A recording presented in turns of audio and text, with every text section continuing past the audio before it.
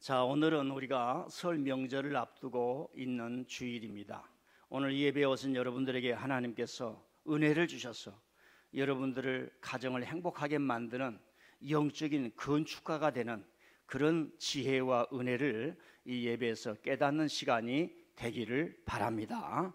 또 고향에 방문해서 우리 유튜브에 들어오셔서 우리 주일 예배와 함께하는 우리 교우들 하나님의 동일한 은혜가 있기를 바랍니다.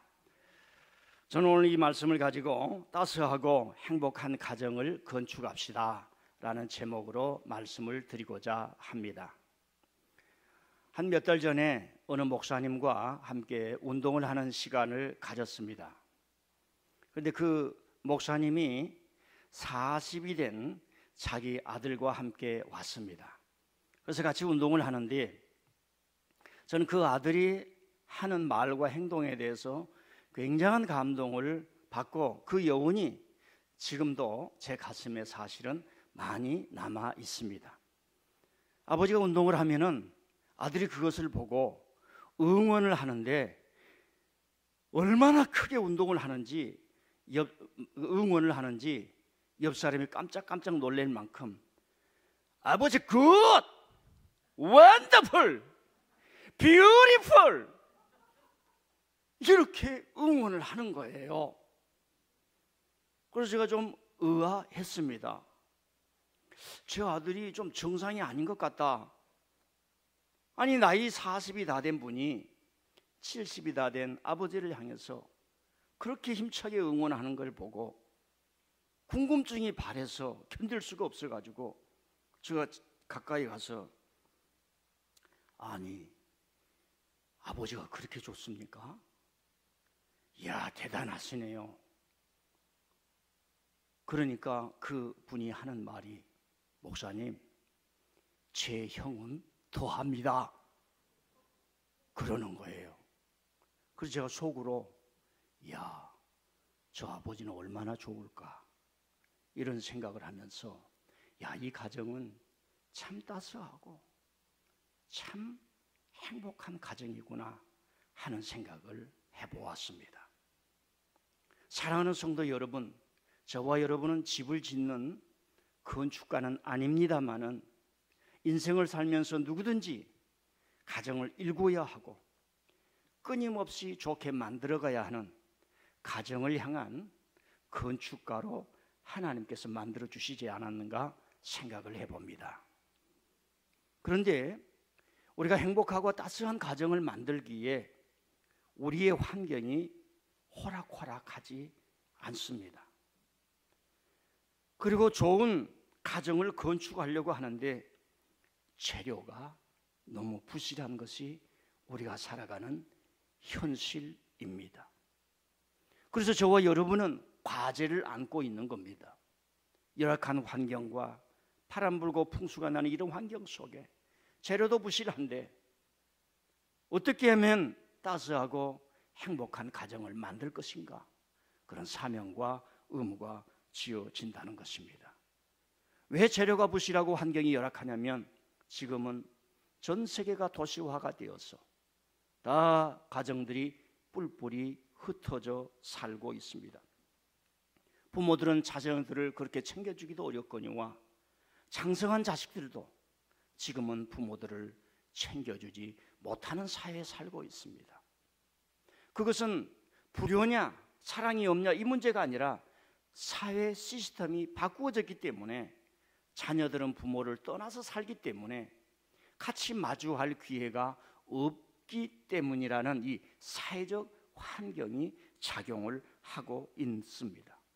특별히 자녀들도 생계 유지에 힘써야 하기 때문에 굉장히 어려운 시대가 되었습니다.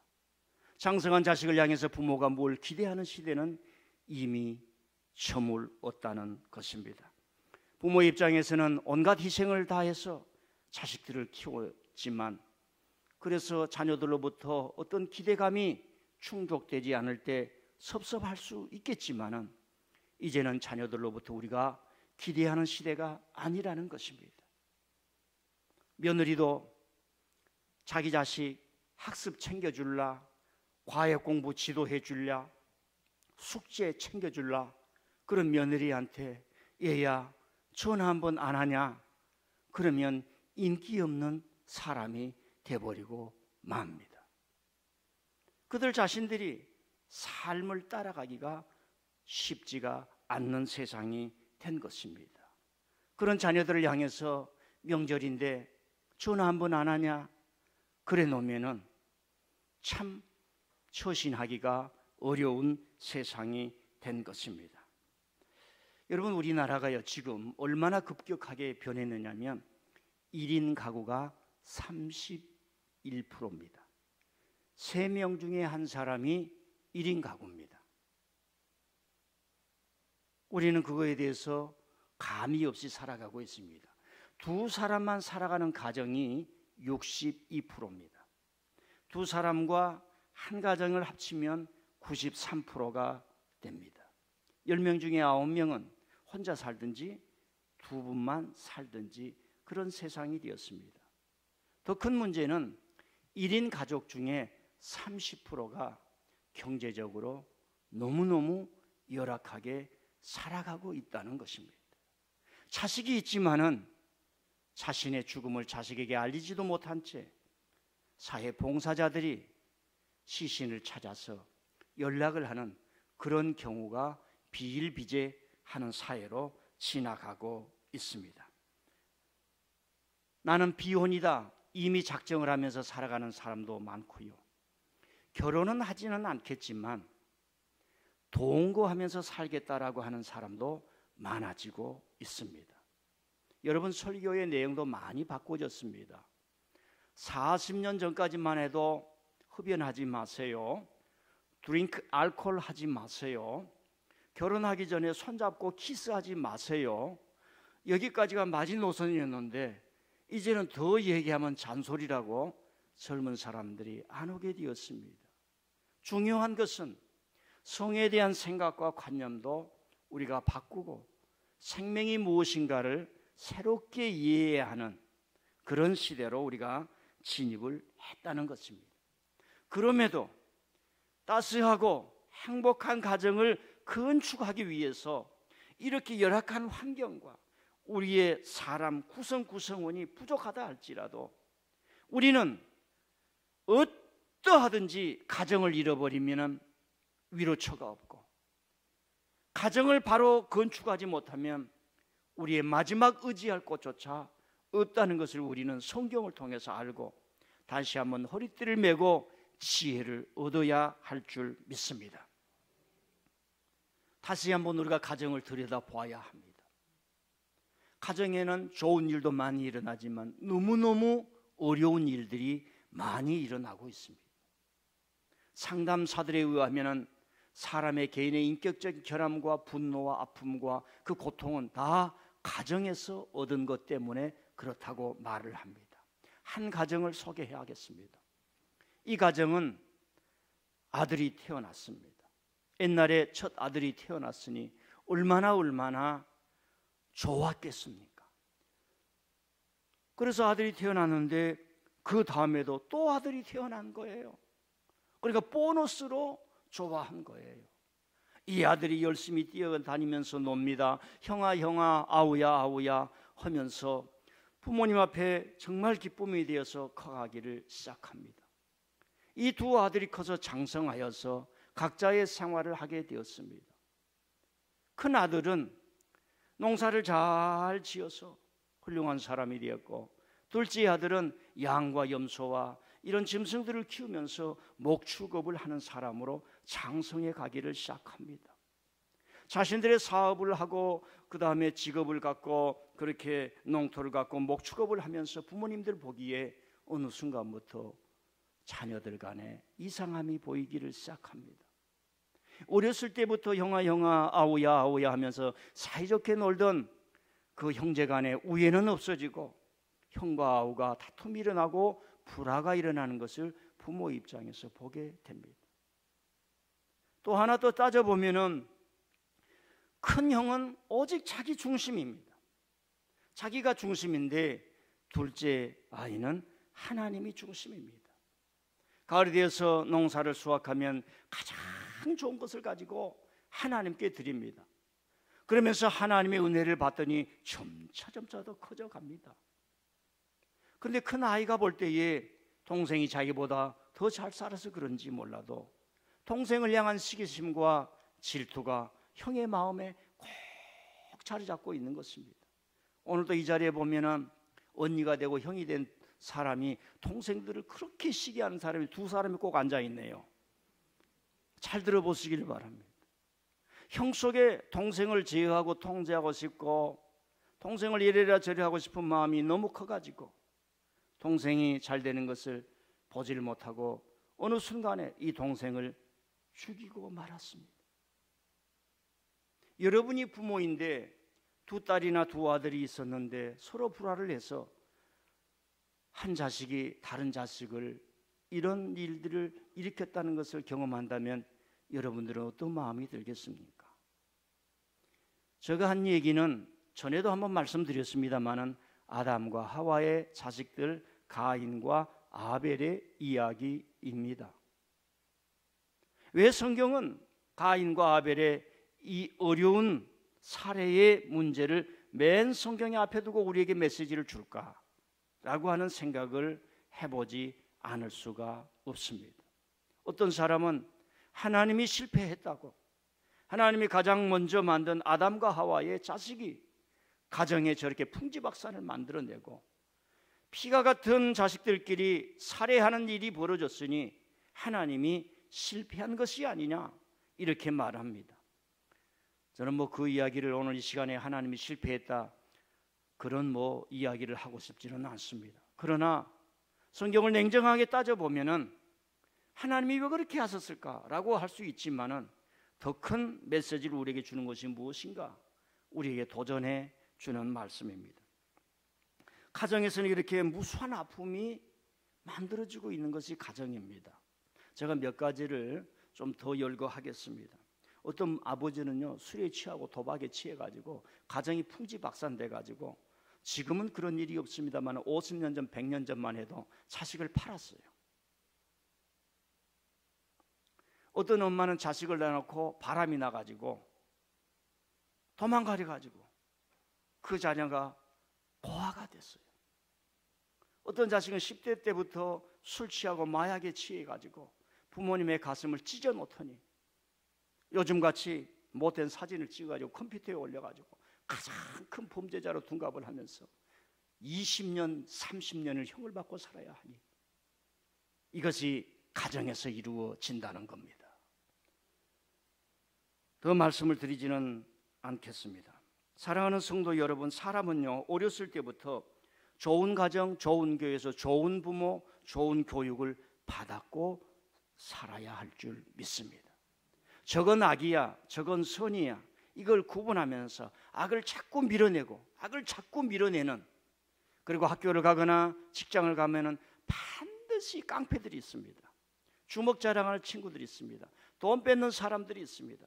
주식을 회사를 가도 그러고 은행에 가도 그러고 어디 사회를 가든지 남의 돈을 훔쳐먹고 공무원이 돼가지고 국민의 세금을 100억을 빼낸 자들도 있고, 그걸 보면서 그것을 구분, 저건 악이야, 나는 안 갈 거야, 가난하게 살아도 안 할 거야, 이런 자기 방어의 윤리를 가져야 할 줄 믿습니다.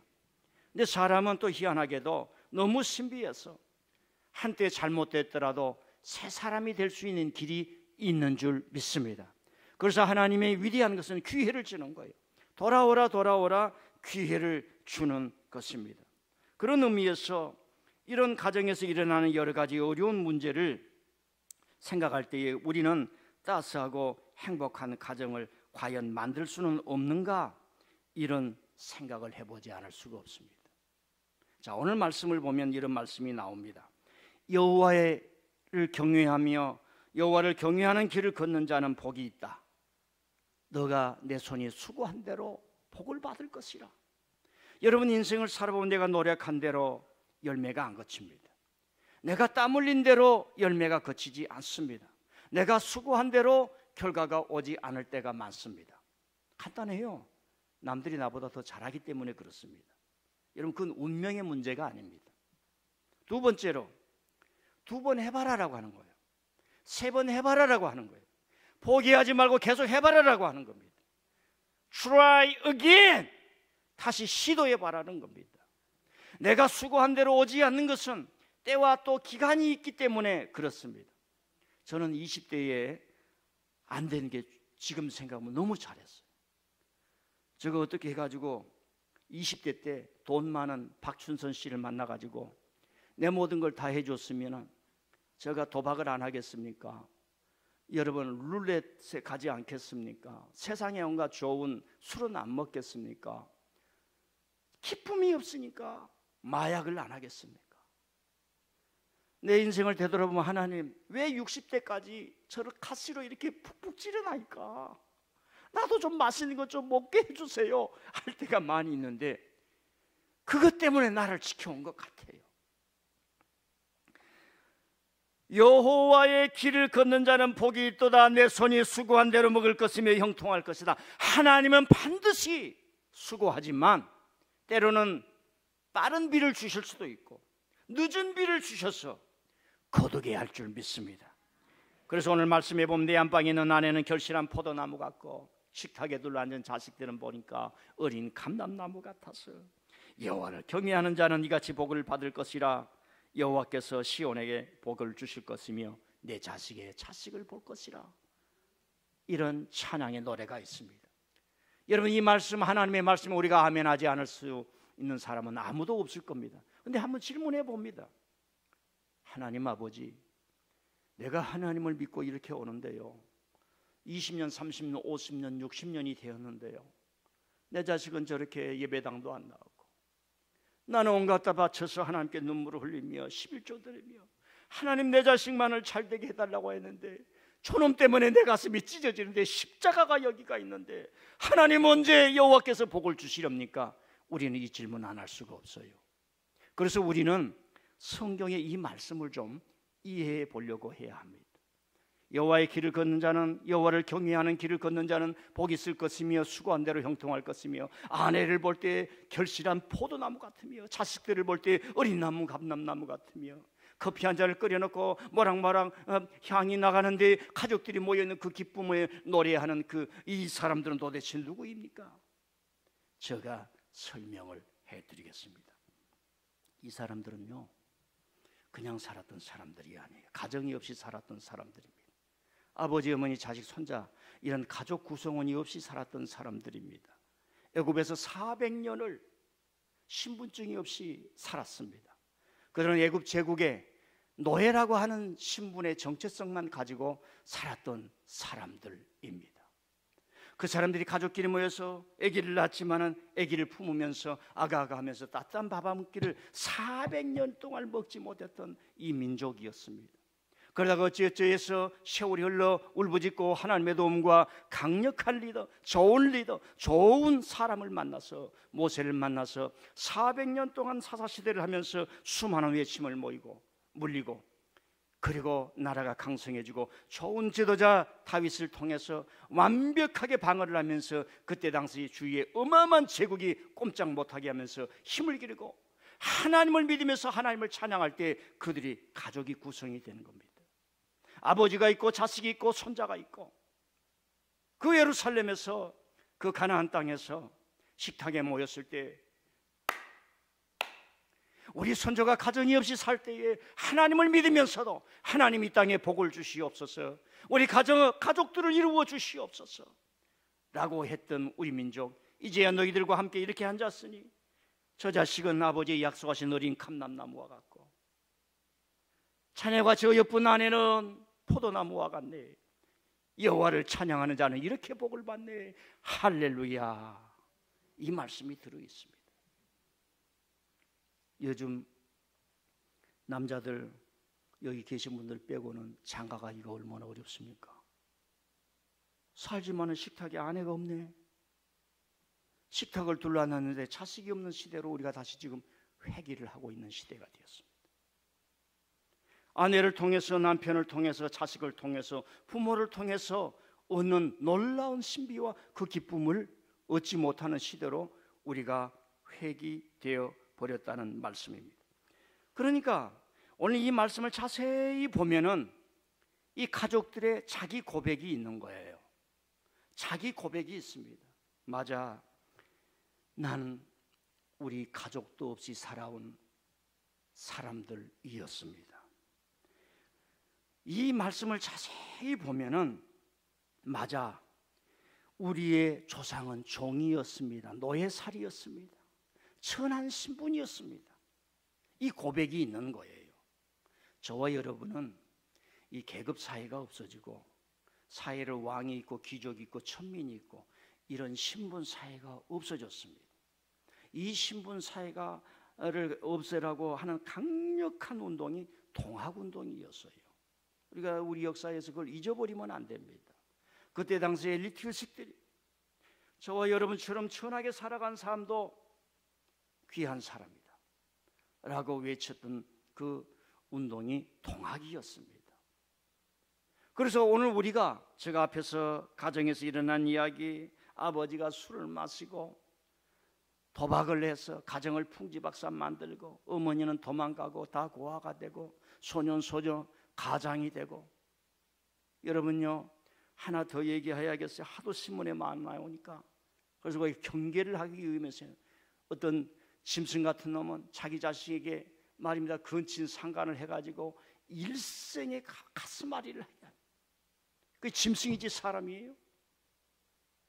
그러니까 우리가 어렸을 때부터 거짓과 선을 배워야 되고, 신의가 없는 사람은 친구로 사귀지 말 것이며, 믿음이 없고 의가 없는 조선의 선비들이 500년간을 유지한 그 윤리, 의가 없는 사람은 친구로 사귈 수 없는 그런 배짱을 가졌을 때 사회가 건강해지고 가정도 건강해진단 말입니다. 그래서 우리는 고백이 있어야 돼. 내가 이 가정에서 얻은 가장 아픔들, 우리 남편들은, 우리 아내들은 남편 때문에 얼마나 힘이 됩니까? 당신 때문에 내가 평생 가슴앓이를 하고 있다고. 그런 것들이 있어요. 자식들은 내 부모님 때문에, 우리 어렸을 때 가난해서 우리 부모님 때문에 못했다고. 그런 가슴앓이들이 있습니다. 오늘 이 말씀은 오늘 우리에게 그렇게 말하라고 하는 겁니다. 그래, 나는 우리 아버지로부터 상처받은 사람이야. 남편으로부터, 아내로부터 가슴앓이를 하는 사람이야. 이 말씀을 자세히 보면 그렇습니다. 우리 조상은 노예였어. 천한 노예였어. 자랑할 것이 없는 노예였어. 혹시 여러분들 자녀들 중에 결혼을 하게 되는데 그 사람의 족보를 좀 따져보니까 얼마 전까지만 해도 동네에서 쌍놈으로 소문났다라고 하면은 여러분 자식들을 여우겠습니까? 여워야 할 줄 믿습니다. 하나님이 책임져요. 천하고 귀한 족속은 사람이 매긴 딱지입니다. 여러분. 인류 역사는 발전해 오면서 그걸 걷어내버렸던 거예요. 그래서 인간에게는 하나님이 주신 지혜가 있는 것입니다. 그래서 우리가 외쳐야 됩니다. 난 자식들 때문에 불행하다, 부모님들로부터 버림받았다, 가슴이 찢어진다. 이런 자기 고백, 자기 외침, 자기 행동을 해야 자기 스스로 치료가 된다고 합니다. 상담학자들에 의하면 상처를 준 가족을 향해서 속으로 개발세발 욕을 하면서 정신적으로 거부할 힘을 가지고 탈출할 수 있어야 한다는 것입니다. 그래야 자기 내면 속에 자기 삶을 파괴하는 그 괴물로부터 우리가 자유할 수 있다는 거예요. 나는 아프다. 나는 아픕니다. 하나님, 내 부모는 부모가 아닙니다. 내 부모는 부모가 아닙니다. 이런 고백을 하면서 떨어져 나와야 됩니다. 여러분, 예수님 이런 말씀하셨지요. 나보다 너희 가족과 자녀와 부모를 사랑하는 자는 나를 따라올 수 없다. 많은 사람들이 이것을 현대적으로 해석하는 거예요. 부모님은 사랑해야 되는데, 자식은 사랑해야 되는데. 그러나 한꺼풀 더 깊이 들어가야 됩니다. 잘못된 부모에게 매여 있을 수도 있고, 잘못된 생각과 사상에 젖어서 물들어 있는 자는, 고대 시대는 자식이 부모의 소유라고 한 거 아시죠? 지금 인디아에서도, 지금 중동에서도 자식이나 딸들은 소유물이에요. 처분할 수 있어요. 팔 수도 있는 세상이었어요. 저와 여러분 지금 민주화가 이루어진 인권이 헌법으로 인해서 보호받는 시대에 살고 있기 때문에 2000년 전이라는 성경의 그 속의 깊이를 모르는 겁니다. 그 악한 부모를 사랑하지 말고 진리를 사랑하라 하는 메시지가 있다는 겁니다. 인류에는 오디푸스 콤플렉스라고 하는 게 있어요. 오디푸스라는 자식이 아버지를 죽이는 이야기입니다. 왜 인류는 그런 이야기를 우리에게 주었을까? 그건 뭐냐고 하면은 여기서 아버지는 권력이요 권위예요. 우리를 강압시키고 억압시키고 꼼짝 못하게 하는 그 어떤 것을 매여 사는 것을 우리는 죽여야 된다. 죽인다는 말이 좀 그렇습니다만은 그걸 탈출해야 된다 이 말. 출애굽도 마찬가지입니다. 하나님을 향해서 자유하게 가라 하는 메시지가 있다는 것입니다. 저는 지금까지 가정은 아름답게 만들어야 되지만 참으로 어려움을 만드는데 그 어려움을 끊어내야만 훌륭한 가정의 건축을 이룰 수 있다 말씀드렸습니다. 자, 마지막으로 그러면 가정이 화목하고 행복하고 따스한 집을 건축하기 위해서는 우리가 어떻게 해야 되는가라고 하는 겁니다. 여러분, 하나님 중심으로 모여야 할 줄 믿습니다. 여러분요, 여자가 나쁜 게 아니에요. 잘못된 사람과 결혼해서 시가의 재산을 다 가져가 버린 사람도 있고요. 어떤 미국의 어떤 남자가 한국 여자하고 결혼을 해가지고 모아놓은 수억을 미국에 투자를 해서 집을 사라 그래가지고 몽땅 가져가는 짐승 같은 남자도 있습니다. 여러분, 선을 행하고 따져볼 수 있는 지혜가 있어야 되는데 그것이 바로 여호와를 경외하고 하나님을 경외하면서 우리가 바르게 되고 그 사람과 공동 공질감, 동질감을 가져야 할 줄 믿습니다. 그래서 우리 성도들에게 제언합니다. 가정예배 드려야 합니다. 그래서 설날 가정예배 드리라고 제가 이 순서지를 여러분에게 나눠드렸습니다. 여러분부터 시작하시기를 바랍니다. 자녀야, 너 장가 가는 거, 결혼하는 걸 위해서 우리 예배 드리자 그러면 오겠습니까? 그저 내가 너를 낳을 때 하나님께 기도했고 너를 키우면서 어려웠는데 하나님 믿고 의지해서 내가 힘을 얻어서 살았다. 그러니까 여기 와서 10분 예배 드리는데 일주일에 한 번씩 드리는데 참석해 줄 수 없냐? 동의를 얻어요. 우리가 먼저 할 테니 마음 될 때 우리 시간 내서 한번 하자 이렇게 하고, 이번에는 설날이니까 야 1년에 설날 한 번 오는데 우리 한번 예배 드리자 하면서 이걸로 예배 드리면 가정이 새로워질 줄 믿습니다. 근데 또 지혜 없어가지고 야 전부 다 모여라, 이번에 대선에 누구 찍을까 한번 얘기하자. 그러면 또 풍지박산이 납니다. 어떤 사람은 그거 말하지 마세요, 저는 무당파입니다. 무당파. 그런 사람이 있고, 아이 걱정하지 마세요, 청와대는 무당이 들어가야죠. 아이 대한민국은 무당이 들어가야죠. 그런 사람도 나올 겁니다. 그러지 마시고 모이면 야 이번에 좀 혼탁한데 너희들 어떤 사람이 좋냐, 너희들이 알려준 대로 내가 찍을 게 한번 알려주라. 딱 이러면은 대화가 되리라 믿습니다. 거기까지만 해요. 더 나가지 마세요. 자, 오늘 하나님의 말씀이 그렇습니다. 여호와를 경외하며 그의 길을 걷는 자마다 복이 있다 그랬습니다. 내 안엔 결실한 포도나무 같고 내 자식은 어린 감람나무와 같다는 겁니다. 하나님이 더 복을 주셔서 자식의 자식을 줄 것이라고 하는 겁니다. 이 기쁨의 노래 속에 피눈물 나는 역사의 과정을 통해서 하나님이 주신 복을 가정이 누렸습니다. 사랑하는 성도 여러분, 우리는 지금 위기 시대를 지나고 있습니다. 불안의 시대를 지나고 있습니다. 어떻게 해야 될지 모릅니다. 정치인들을 믿을 수가 없는 시대가 되었습니다. 여러분, 영국의 총리 들어보지 않았어요? 코로나 깜빡하게 번지니까 봉쇄 작정을 내리고 집도 나오지 말라고 그러는데 좀 미안해요.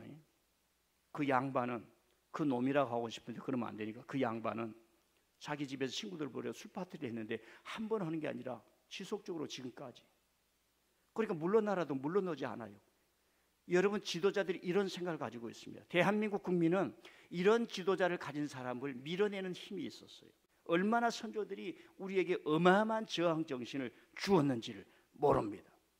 위기시대란 말입니다. 이런 위기시대에 위로받고 보호처가 되고 의지해야 될 사람은 가정밖에 없고 교회밖에 없는 줄 믿습니다. 그래서 대한민국을 이런 든든한 가정 같은 나라로 만들어야 될 책임이 우리에게 있습니다. 그래서 많은 사람들이 그럽니다. 가족끼리 모여 살 때 절대 가족들, 자녀들을 비교하지 말라. 형은 잘하는데 너는 왜 그러냐? 말하지 말라. 너 옛날에는 잘했는데 왜 그러냐? 그렇게 하지 말라는 겁니다. 그리고 또 그것 하지 말아라, 이런 얘기는 절대로 하지 말라고 합니다. 부모들이 상당히 합리적이어야 하고, 자녀들도 좀 마음을 열어서 어머니 아버지 고생하시지요. 제가 밤늦게 오고 대화 없이 살아가도 죄송합니다. 한 발 양보하고 뒤로 물러서서 가정을 세우는 건축에 참여해야 할 줄 믿습니다. 자, 마지막 결론입니다. 따스하고 행복한 가정 어렵지 않습니다. 우리가 살아가는 가족 환경이 따스하고 행복한 가정을 건축할 재료가 부족하고 환경이 어렵지만은 불가능한 것이 아닙니다. 시작하면 됩니다. 하나님을 경외하며 다시 모여 예배하면서 서로 마음들이 연결이 되면은 은혜의 봄이 올 때 꽃이 피지 않겠습니까? 여호와를 경외하는 자는 복이 있다고 그랬습니다. 내 상에 둘러앉은 자식들은 감람나무와 같으며 옆에 앉아있는 아내는 꽃송이 같고 포도송이와 같다고 했습니다. 사랑하는 성도 여러분, 근본의 명절에 이런 하나님의 은혜를 서로 나누시기를 바라고, 우리 교회도 서로 좀 염려해주고 기뻐해주고 대화해주는 그런 가족 같은, 하나님의 가족 같은 교회 또 가족이 될 수 있기를 바랍니다. 하나님 아버지